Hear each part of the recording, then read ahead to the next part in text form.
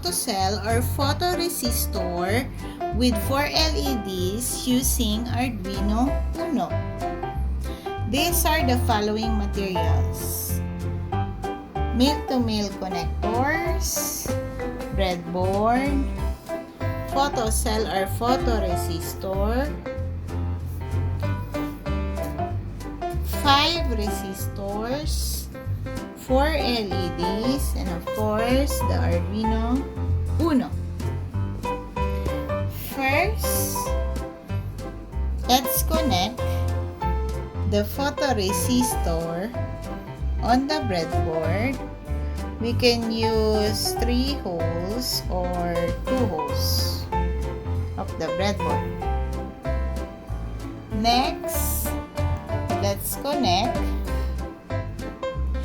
the first wire of the photocell, or let's connect a male-to-male connector for us to prepare it later in Arduino Uno for positive voltage.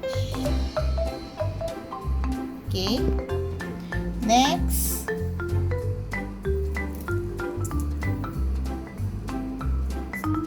let's connect another male-to-male connector for the negative of the breadboard for us to connect it in the ground in Arduino Uno.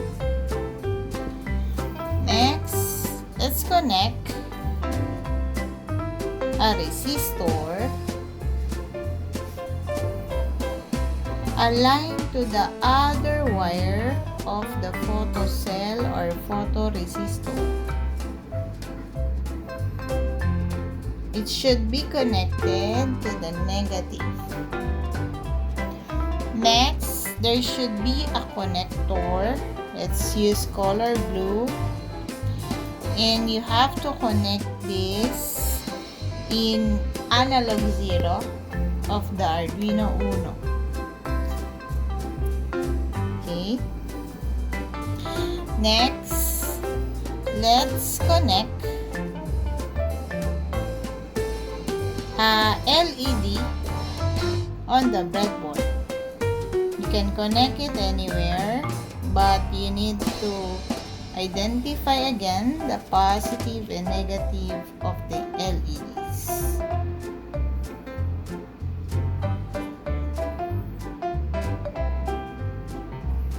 Okay. Then we're going to connect the negative of the LED. So make sure that's the short wire. Short wire is located on the right. It's located on the right. Okay. So we will connect the negative of the LED to the negative of the board. Negative of the LED to the negative of the board. Okay. Let's just connect it here and use a connecting wire later. Let's connect the resistor to the negative of the LED. And for this 4th LED. Okay. So the 2 LEDs are now connected to the negative of the breadboard. Let's connect the other resistor to the negative of the board.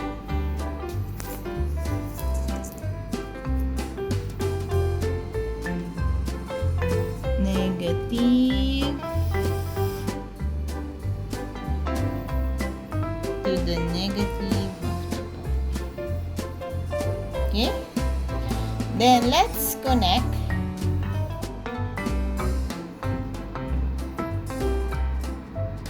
four connecting wires for the 4 LED. For the 4 LEDs connected to the positive of the LEDs. So connect a male-to-male connector to all the positive part of the LEDs. So these are the 4 connector of the LED. We're going to connect it in pin number 8, 9, 10,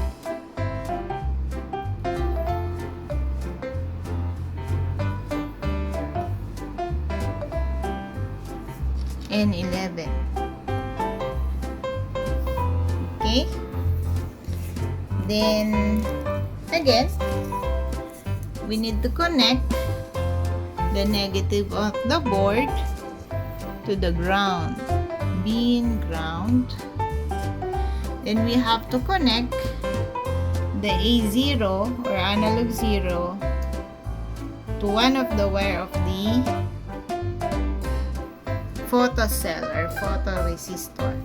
Then we have to connect a positive 5 volts. So make sure it's in the positive 5 volts, being ground, and then positive 5 volts.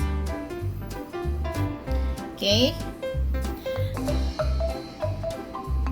So, by the way, this is the code. You can see the code. I used the 111098 pin number. Then, these are the full code. Okay?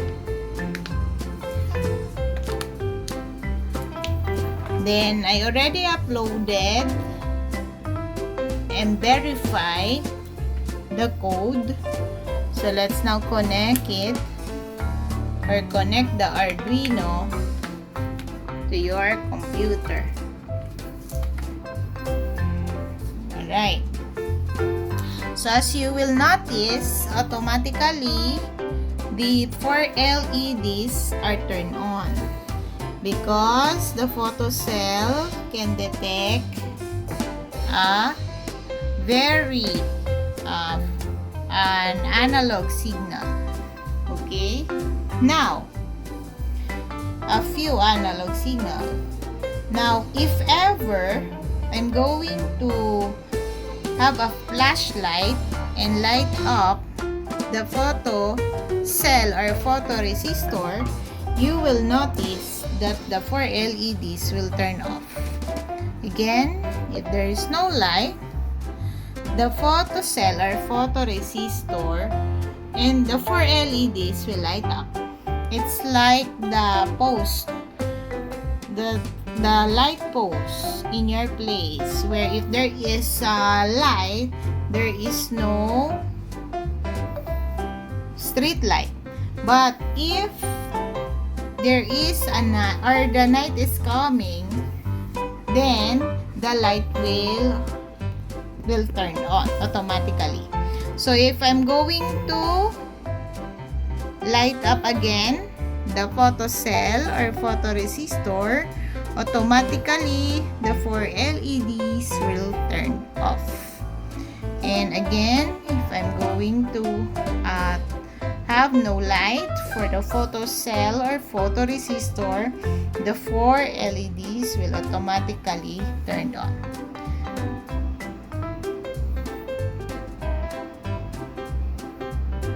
Okay, so that's it. Thank you for watching.